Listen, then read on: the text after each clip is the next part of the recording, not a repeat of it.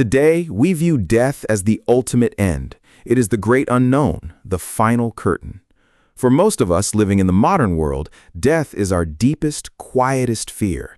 We hide it away. We build hospitals and quiet rooms so we do not have to look at it every day. But to an ancient human living 50,000 years ago, death was not a stranger, it was a neighbor. They saw it constantly.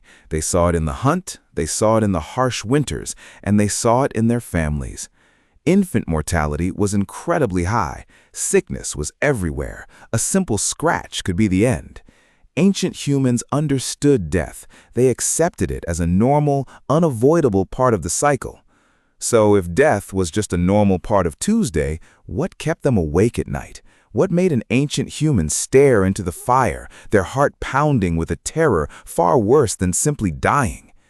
When we look at evolutionary psychology, ancient bones, and the structure of our own brains today, we find the answers.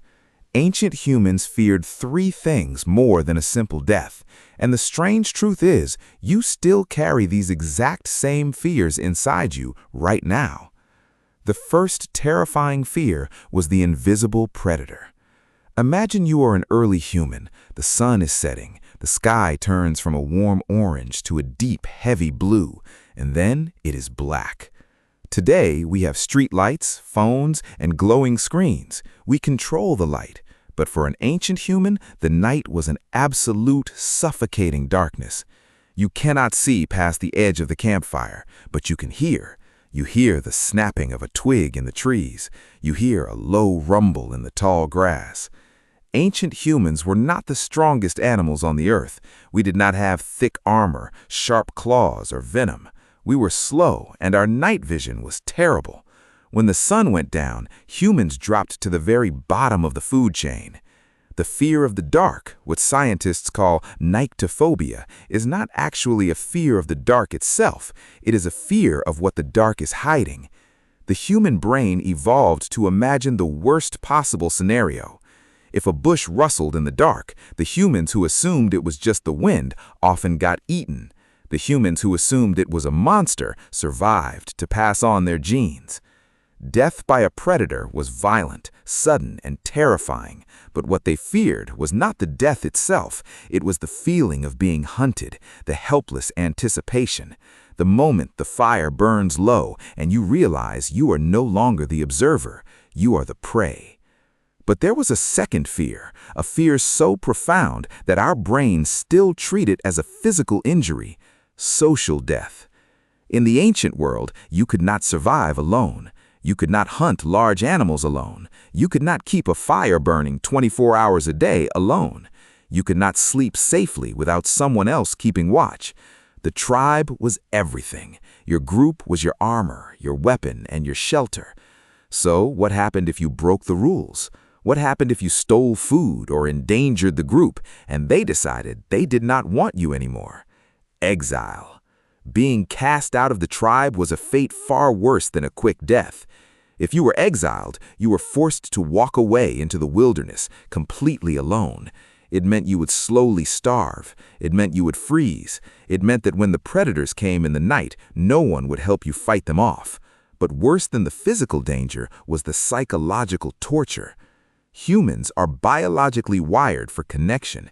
We are a social species down to our DNA. Modern neuroscience has mapped the human brain to see what happens when we experience social rejection. When someone is left out, excluded, or ignored, the brain activates the dorsal anterior cingulate cortex. This is the exact same part of the brain that lights up when you break a bone or burn your hand. To your brain, being socially rejected is literally physical pain. This is an ancient survival mechanism. Your brain hurts you when you're lonely, begging you to go back to the group so you don't die. For an ancient human, exile meant vanishing from the world. It meant your story ended in silence. No one would remember you. No one would bury you. You would simply disappear. That slow, lonely fading away was infinitely more terrifying than a spear in the chest. And that brings us to the third fear, the most mysterious one of all. They feared the unquiet dead.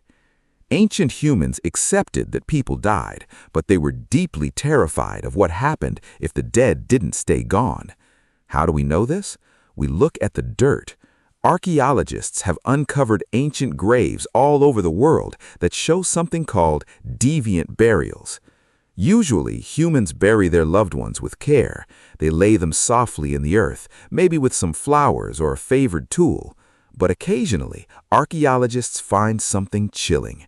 They find bodies with heavy, massive boulders placed directly over the chest and head. They find bodies that were tied up with vines, their limbs bound tightly before being covered in dirt. In some cases, the bodies were buried face down, pointing away from the sky. Why would someone spend enormous energy moving heavy rocks to place them on a lifeless body? Because they were terrified the body would sit back up.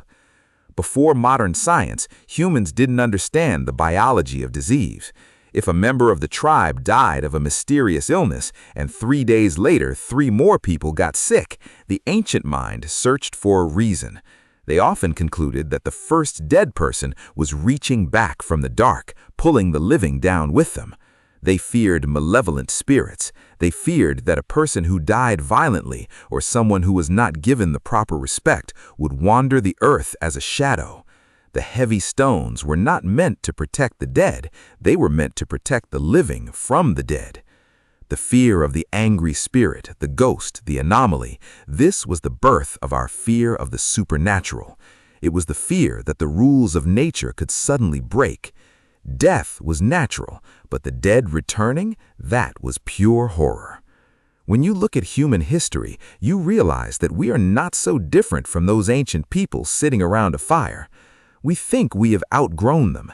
We have skyscrapers, the internet, and modern medicine, but turn off the lights in a large, empty house and listen to the floorboards creak. You'll feel a sudden spike of adrenaline. That's your ancient ancestor warning you about the invisible predator. Think about how much it hurts when you're rejected by a friend, fired from a job, or humiliated in public. That heavy, sinking pain in your chest is the ancient terror of exile. Your brain is telling you that you have been cast out of the tribe.